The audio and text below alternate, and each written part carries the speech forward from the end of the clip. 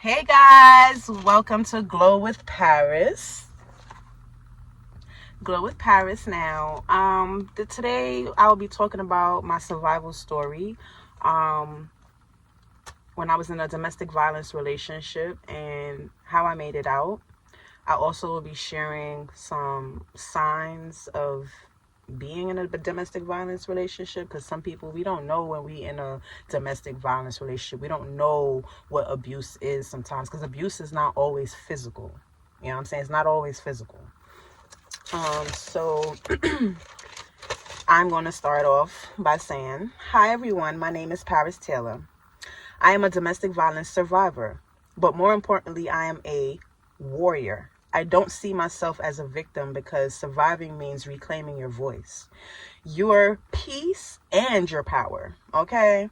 Today I want to share my story, not to relieve pain, but to help others recognize when they are in an unsafe or toxic situation, and to show that there is always a way out in life beyond the hurt. For me, it started in subtle ways.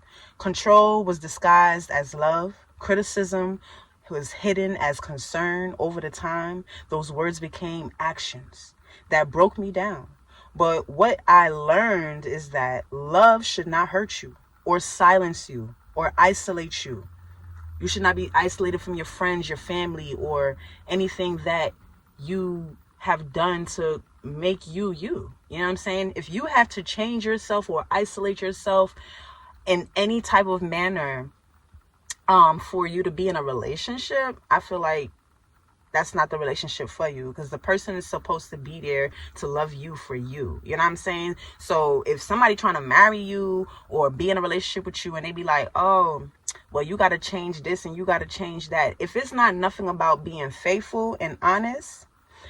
Hey, Tiny, the topic is my survival story about domestic violence. I was in a domestic violence relationship, and I almost lost my life, and I'm just sharing my story about how my story went, because some people don't recognize when they are in an abusive relationship because it's not physical. You know what I'm saying? So I just want to share my story and share some tips that I learned and lessons I've learned, basically. You know, but to go back to what I said, like, if the person is telling you, yes, girl, chime in and listen to me. Listen to me. Hey, Touch Sister, love you. Yes, I'm glad you stopped to listen too. So I'll start over for you. I'm also recording over here, so you'll see me looking over here. I'm recording for my YouTube channel. So thank you for the gifts, girl. But yeah, let me start the story over for you, baby. So, like I said, I am a domestic violence survivor, but more importantly, I am a warrior. I don't see myself as a victim, because surviving means reclaiming your voice, your peace, and your power. Today, I want to share my story, not to relieve my pain, but to help others to recognize when they're in an unsafe or toxic situation, to show that there is always a way out of it, and there's a life outside of this shit. Okay, you don't have to be with that person. Sometimes we might feel like, damn, we went through so much with this person. We built so much. There have been changes, but it's not the changes we want to. And you're sitting there contemplating in your head and fighting back with yourself like, damn, but he do this, or she does this. Because this is not just women, it's men too. Men go through this and don't know. You know what I'm saying? Making sure I keep in contact with you. Hola, ¿cómo estás? So now, go back to the story. For me, it started in subtle ways. He started to control me in love, like try to say he was doing stuff out of love when it was just for him to control me, like what I was wearing, where I was going, who I was talking to. Like, all you should be asking me is, babe, what time you coming back? Make sure you okay. If you need me, call me. You know what I'm saying? Like, it shouldn't be all them questions and stuff. That's that insecure stuff. People might say, oh, that's normal. No, it's not. I'm letting you know right now, it's not. Because a person that's secure with you is not going to question you. It's not going to ask you to change yourself. Because when they got with you, they knew who you were. They knew what you was about. So you should not be changing. If you got to change, they better be with somebody else. I had to learn this. Okay? Let me keep on going for you. So my journey wasn't easy, but I made the decision to tech with myself. Tech with yourself is the name of my business. It's a small business that I have. This is one of my t-shirts that I made. Tech with yourself means to remove yourself. It's a Jamaican phrase. Means tech with yourself means to, I'm not allowed to go to this city. It's not safe. You gotta explain that some more for me, baby. Tiny.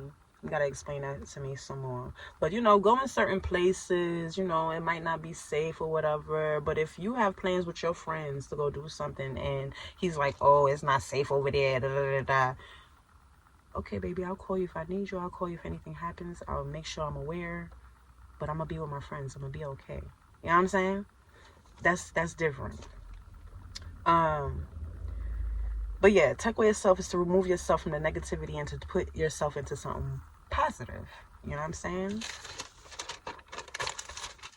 My husband says I can't leave, and he's always says we have to stay in the house. Nothing. What? Oh, you're married too? Girl, listen, married or not, listen, I don't want to condone anything about, leaving your man or nothing like that, but I'm just saying, you can't leave your house. Girl, you need to get the heck out of there.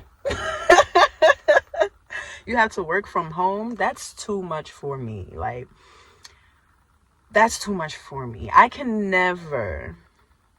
don't even know what advice to give you, but what I'm going to say is make sure you're saving money to the side. So if anything does happen, you have a choice. You have a choice. Put some money in an account and forget about it. Don't forget about the account, because you need to keep putting money in there, but don't use it for shit. This is one of the things that I did. This is one of the steps that I did to get out of the toxic situations that I was in. I put money away to the side to get the hell away from the situation as soon as possible. It might have took me a year. It might have took me 2. But guess what? I was preparing myself like a warrior for the war to get the hell on out. So what I'm going to say to you, Tiny, is keep your head up. Don't let your crown fall. Do what you got to do to make him feel like everything is okay. And that's what I was going to get to in my story. Do everything that you can to make him feel like everything is okay. Save up your money to the side. So if anything happens, you could go get your own place. Then you can go follow up with the next procedure as to what needs to be done. If you feel like you don't need to be in that relationship, if you feel like that relationship is toxic, I really, really advise you to get out of that. Because I'm going to get deeper into this. Because I died for 2 hours. This is why I'm telling this story. Let me get serious with you. I died for 2 hours. This man killed me, okay? I was dead for 2 hours in front of my son.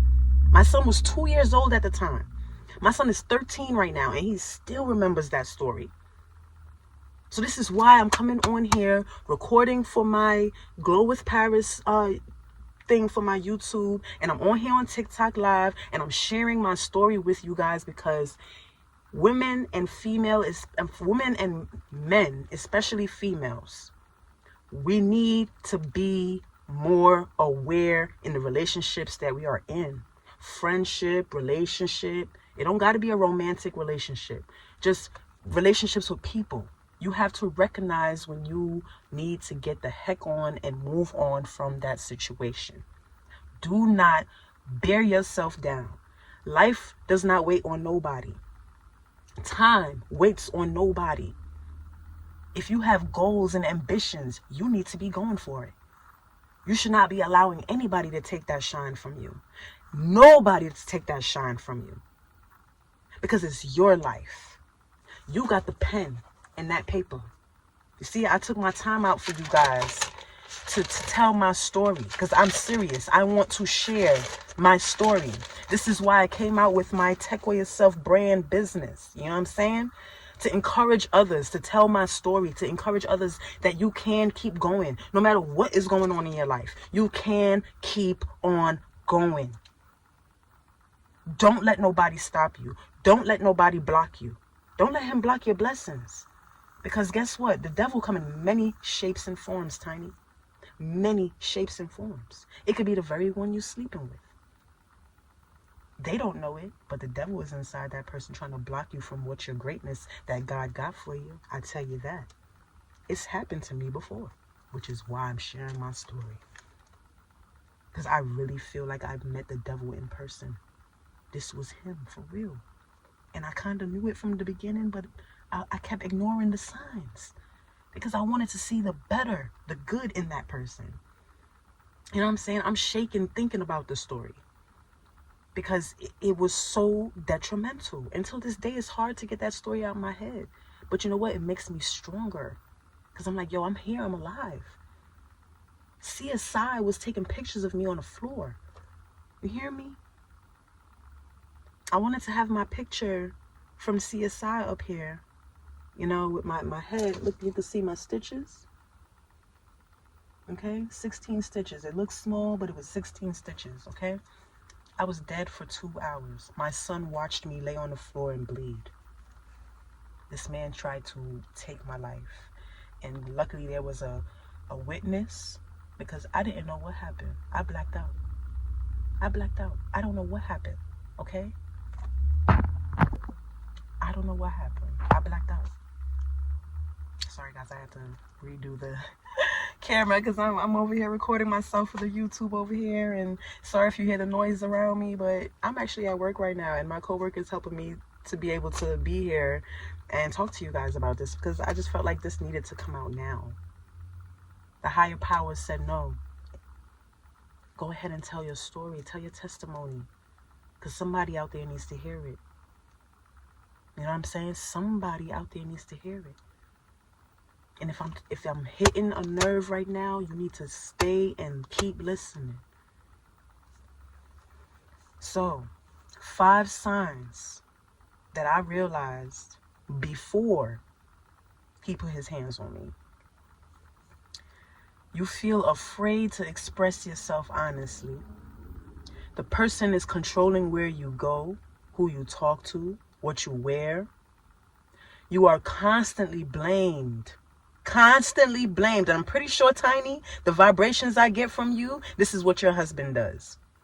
You are constantly blamed for their actions and emotions. Oh, you the reason why I'm feeling like this. Oh, you the reason why that happened. Oh, you the reason why I did this. Oh, you the reason why. You the reason why. You the reason why. Why am I the reason why? Why aren't you the reason why that your life is the way it is? Because last time I checked, we are the ones that's in control of what happens in our life. Every day. When you wake up, you have a choice. When you wake up, you have a choice. You feel me? You feel emotionally and physically unsafe. Emotionally meaning your partner is emotionally unavailable. He or she may not consider your feelings, how you might be feeling about a situation. When you wake up, you just might be having an off day. They're supposed to be there to, make you feel good. And they're constantly putting you down, trying to make you feel bad because they feel bad. You know what I'm saying? Another thing is, you start losing touch with your friends and your family and a sense of yourself. What that means is, you stop hanging out with your friends like you used to. You don't be talking on the phone with your friends like you used to. You mostly text. You know what I'm saying? And losing your touch with your family. I lost touch with my family. I wasn't talking to my family for over 7 years. I didn't speak to my family because this man that came in my life, like, it was just like blindfold. This is how I felt in that relationship. Like, I remember it, but I don't remember it. I remember it, but I don't remember it. And that's why I feel like I was just like in a phase or something. The devil took control. He had control of me. He made me see the good. He made me see his way, understand him. And I felt bad for him and continued to continue and helping him, thinking that what I was doing was going to change the situation. Are you there, Tiny? You hear me? Now, another thing is, not all the signs is going to show up. Just because, oh, he only do this, he don't do all of that, it don't mean that it's not abuse. You know what I'm saying? The first step towards your freedom is awareness. So Tiny, you realizing that the situation you're in is not what it's supposed to be, that's your first step to freedom. That's God talking to you. Your higher power is talking to you and saying, no, we got to change something about this situation, Tiny. We got to change something. We can't be living like this. We got things we want to do. We got people we want to be around. There's goals we got to accomplish. You know what I'm saying? You got to keep on top of your game. You can't be sitting there like, oh, but it's only this, but it's only that. I did that for years. Until I realized, like, yo, this is not the right situation to be in. And like I said, it takes time.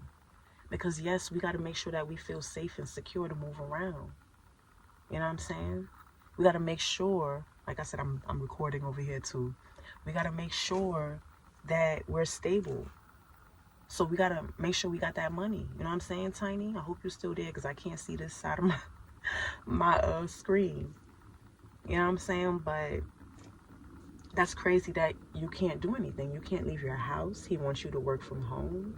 That's the first 2 signs right there, baby girl. That's the first 2 signs of him trying to control you and some type of abuse. People don't know that it's abuse because we think it's normal. We think, oh, it's normal for people to ask those questions when you're in a relationship. No, it's not. No, it's not. It's not okay. It's not okay. It's not okay. My story begins around 2013 to 2015.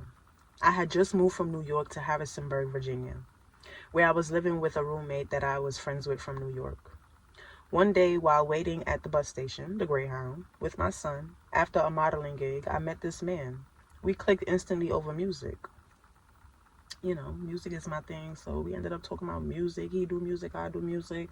So I was like, okay, this could work. This could actually work. And I was in my early 20s. I was like 22, 23, I think, you know, around that time. So, you know, welcome in if you're just coming in, tune in. Story time here. So yeah, like I said, you know, I was coming from a modeling gig, met the dude, everything was cool. So we exchanged numbers. He was sweet, charming, and genuine. The first 3 things, red flags. Red flags. When I say red flags, it don't mean automatically that they marked off your list. It just means keep your head on a swivel. When people are sweet, charming, and genuine, you have to chin check them real quick. You know what I'm saying? Make sure that's really what they is. Make sure they keep up with that. And some people could do it for years. Because that's what he did. But you always got to keep your head on a swivel when it comes to people like that. You know what I'm saying? Like, is you really like that? Is you really that type of person? You know what I'm saying? You got to test them sometimes. You know what I'm saying? Put them in a situation where you got to test it sometimes. And it's sad that you got to do that nowadays. But sometimes you got to do that when it comes to a romantic relationship. Like, even a regular friendship. Like, I feel like you got to put people to the test sometimes. Put me to the test. I don't care. I'm going to show up the way I show up every goddamn time because I'm a genuine person. If they're not a genuine person, it's going to be hard for them to keep up with the same shenanigans. They're going to mess up. And when they mess up, they're going to try to make an excuse of why they messed up. But no, they're just not genuine. But anyway. As time passed, we grew closer and closer. Eventually, we both ended up being in Washington, D.C. I had a sister there and he had a sister there that we both were visiting. So we ended up going on a date that night. Everything went cool. Everything was cool. You know, everything felt normal. But as we got deeper into the relationship, I started to notice that things wasn't adding up with him. Things was not adding up. You know, family members and friends started to break and tell me negative things about him, saying he can't be trusted, causing trouble no matter where he was at. And yet somehow he always found a way to stay around them though. He always was around them though. But y'all the ones telling me as his family, like, oh, girl, you should be careful with my brother. Or you should be careful with my son. You should be careful with my cousin. You should be careful with my homie. All these are all people that came up to me that was cool with him for years. Y'all couldn't tell me the nigga was crazy. Y'all couldn't tell me he was crazy. Like, oh, leave him now. He crazy. He be going through some with his bitches. You know what I'm saying? Excuse my language, but I'm just saying. You know what I'm saying? Like, family friends just kept telling me stuff, and I'm just like, like what, like. But y'all still around him, and y'all allow him around y'all, so he can't be that bad. You know what I'm saying? So I second guessed myself once again, and that's where us females get things cross-eyed because we be thinking, oh, we can help everybody. We can help everybody. You can't help everybody. Family and friends was telling me stuff, and I'm just like, they just trying to mess things up. They just trying to mess things up. No, they was trying to save me. They was trying to save me. Like, girl, get your ass from this crazy man. That's what they was trying to do. Girl, get your ass from this crazy man. But I didn't listen. I just went and told him, like, oh, they was telling me some bad stuff about you.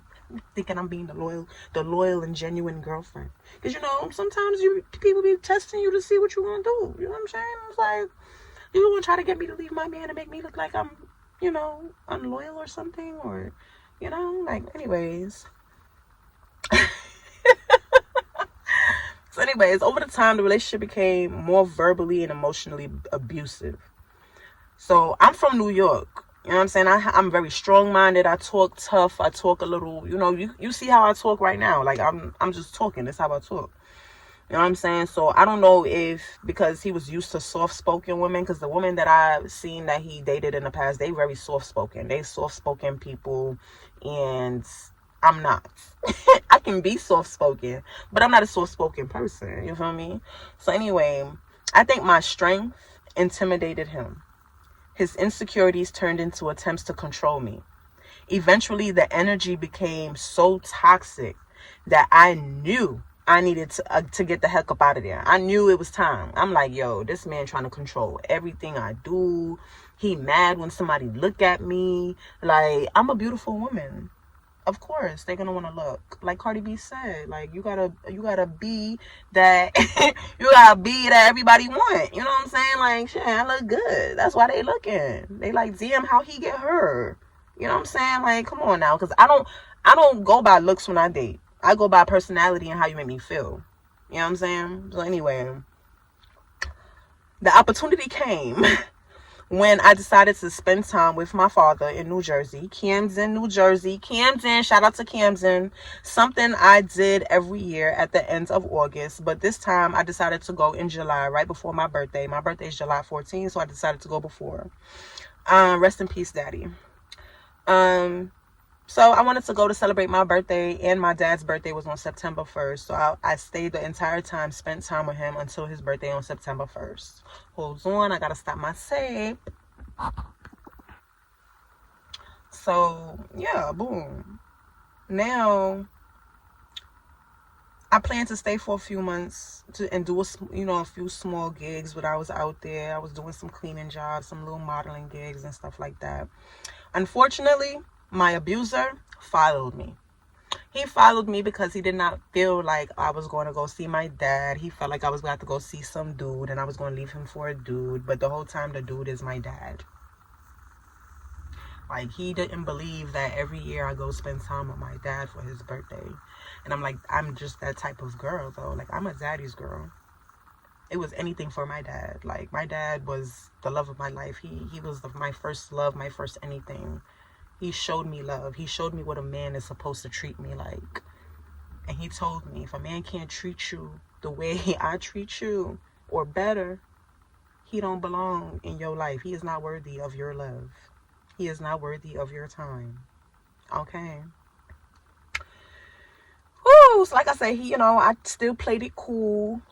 I didn't want him to be alarmed that I was mad that he was coming with me. You don't want to alarm your abuser to feel like you feel uncomfortable in any type of way.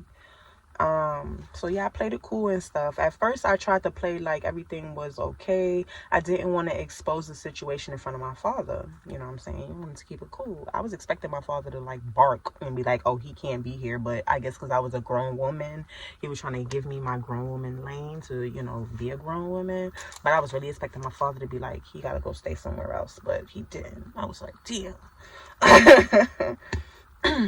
But anyway, one day, my father overheard us arguing. and stepped in and said, if my daughter does not want you here, you need to leave. My father had to work that day, so after that, he left and things escalated. So this dude just, he grew a pair of cojones when my father left the crib. Like, oh, her dad not here. Because he knew damn well my Jamaican-ass dad would have box him up. My father would have boxed him up. Not only that, my father already pulled out the strap in front of him like, yeah, remember how to use this? Showing me the gun like, babe, you remember how to use this? So I'm gonna get to the story though, but I think that he thought I was about to go for the gun. So that's probably why he, put his hands on me, because he saw when my father was showing me how to use the weapon that was in his house, because he heard me and my dude going at it. But anyway, like I was saying, so the argument got heated. I did do the wrong thing. He called me out my name and I slapped the crap out of him. I slapped, because it was right in front of my son. My son was 2 years old. My son looked up to me. I am the world to my son. And then we're having this conversation that he got to leave, and he's upset because I caught him cheating on the phone that I was paying for. You gonna be cheating on me with the phone I'm paying for? Not only that, you be in my crib that I be paying for. Not only that, you in my dad's crib at that. No, you best to go. How you come to a whole nother state that you never been to, and you out here messing with girls for money, and not even no big money? Like, come home with a rack, a stack, 2 stacks. I would have been like, where's she at? You know what I'm saying? Like, shit, what? Come home with some stacks and I wouldn't even be arguing with you. You know what I'm saying? But anyway, like I said, so yeah, I put my hands on him, which was the wrong thing. You know what I'm saying? I slapped him and I said, you using profanity in front of my son. But then he proceeded in mid walking my son. I was walking my son to the living room because we were in the kitchen by the back door in my father's house, talking, arguing. My dad's girlfriend at the time was standing right there, and my son was standing right next to me. I decided to walk my son to the living room. I said, hold on, right after I slapped him, I said, and stay right there so we could finish this conversation. And I walked away so I could go walk my son to the living room, because he didn't need to be in that conversation. But I don't remember anything because I blacked out. So now the witness that was there, my dad's girlfriend at the time, Miss T, don't want to put her name out there, but Miss T, thank you so much for being there. But she was like, yeah, he grabbed you from your hair. He started punching on you in your face. I don't know if you guys could see. Do you see that brown spot in my eye? This whole eye, I could not see out of it for like 2 months. This, like I said, I got stitches. This is 16 stitches. It looks small right now, but it was much bigger when it first got done. And yeah, you know what I'm saying? But let's get back to the story. He grabbed my hair, threw me to the floor. Before my head could hit the floor, my head hit the side of my dad's marble counter. So boom, I guess that's where I blacked out. I don't even know when I blacked out, because I don't remember him grabbing my hair. I don't remember I don't remember hearing anything. The only thing I remember hearing now is when I'm about to go to the story now. So boom, before I could hit the ground, my phone about to die. So I'm gonna have to switch y'all to the side. Before I could hit the ground, my head hit the side of the marble counter. And it was a wrap. I blacked out. Don't trust. I had to put my phone on a charger, guys. So sorry for the sideways thing. Or maybe I could just hold it. I could just hold y'all. I'm so pretty, right? But anyway, I can't even see what's going on the other side of my screen, which is killing me. I had to restart my camera. So yeah, I had I blacked out after that. After I hit my head, I blacked out. I don't remember nothing what happened. Everything went black. I later on learned that I was unresponsive for 2 whole hours. 2 whole hours I was unresponsive. 2 whole hours I was unresponsive. I later learned that as well, the CSI, when I woke up, CSI was taking pictures of me on the floor. And they was like, ma'am, you got to go back down. They ran to the door. They was like, yo, EMT, EMT. They called the EMT people back inside because I guess the EMT came, but by the time they came, I was unresponsive. EMT was outside. They ended up calling EMT inside. When they called EMT inside, my cousin that lived across the hall, she actually, not the hall, but she lived across from where my dad lived. Like, literally, you could walk to her back door. She ended up coming over when the EMT ran over and saw what was going on with me and was like, oh my God, and, you know, found out the story and stuff. And, yeah, my son thought I was dead. For 2 whole hours, my son thought I was dead. All I heard was, my mommy's dead, my mommy's dead, my mommy's... And I was like, no, mommy's here. Mommy's here. Mommy is here, okay? I'm not dead, baby. I'm here. I just kept hearing my son, my mommy's dead. My mommy's dead. And I'm like, no, I'm here. Mommy is here. CSI was like, oh, whoa, I was taking pictures of you. Hold on. We got to get EMT in here. Rush the EMT up in there. Okay, I was gone for 2 hours. Whoo!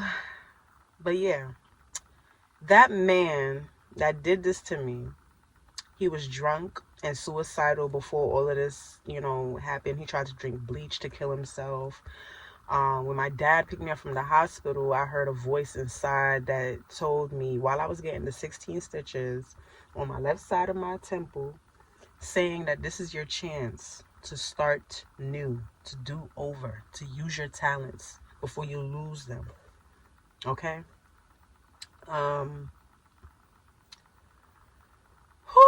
It's a lot. I didn't even realize how much. I caught...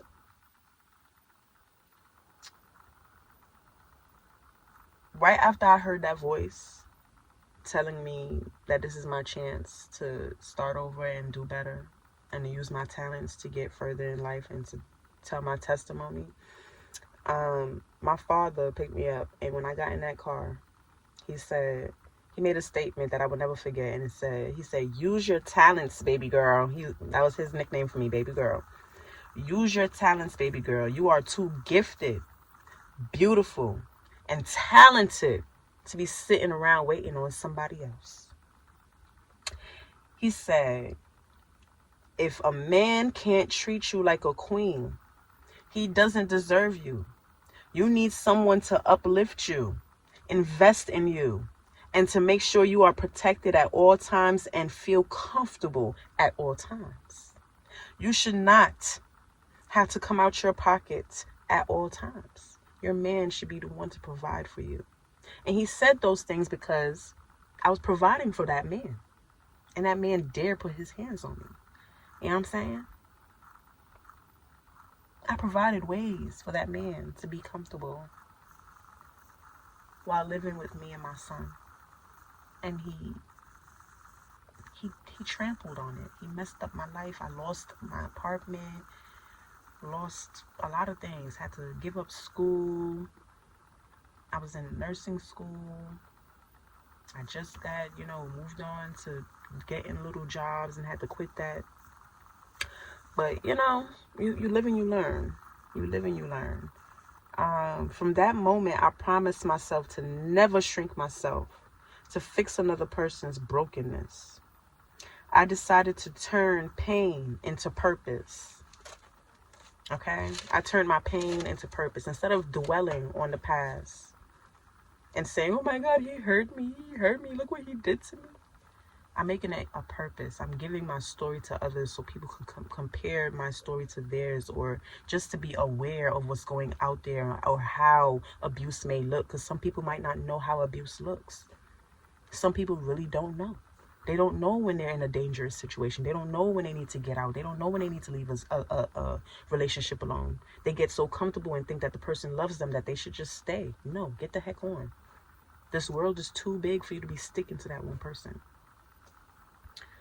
To help others, I chose to use my purpose to help others recognize the signs of abuse and to find the courage to leave before it's too late.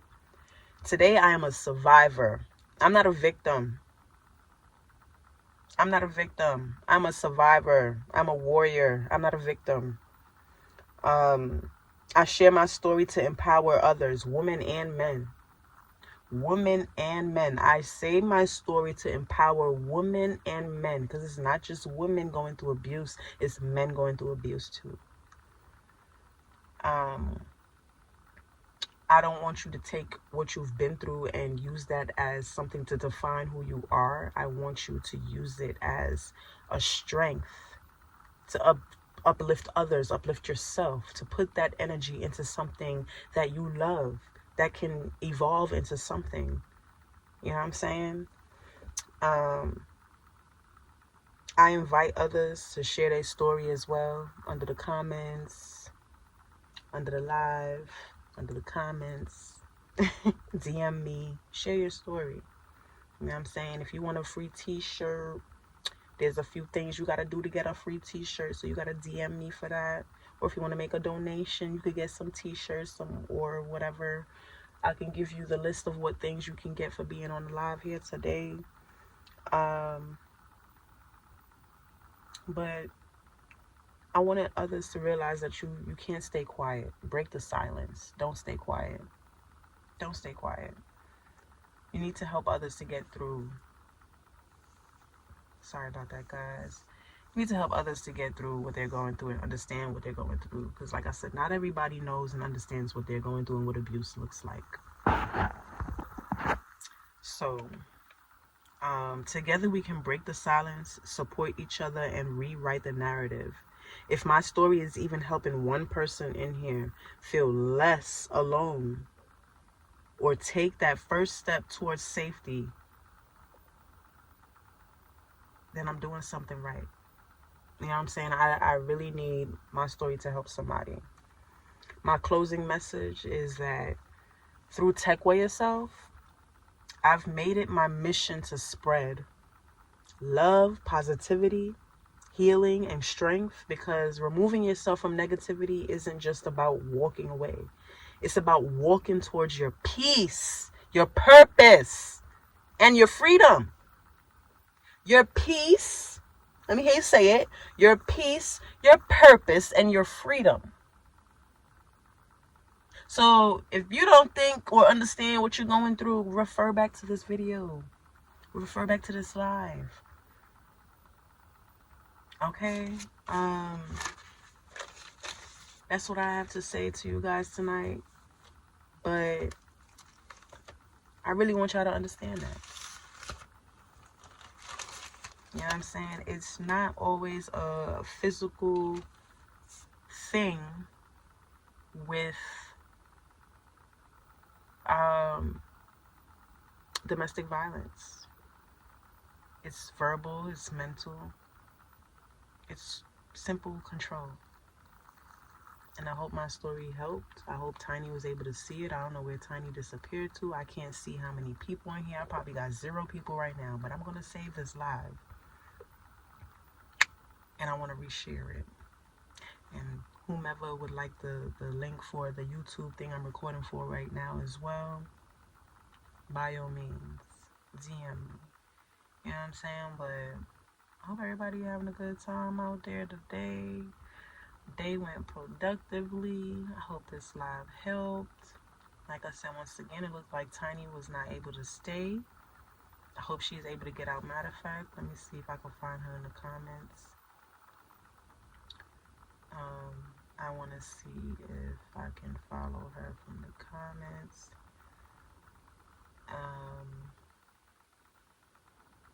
If you are in here, I appreciate you for being in here.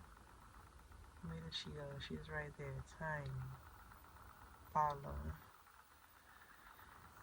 She says she's in a toxic situation right now, and she's actually married to the person. So I really hope she's, safe, and we don't have to worry about homegirl, because that's I hate to hear when a woman says she's in a situation like that, because my first thing is get out of there.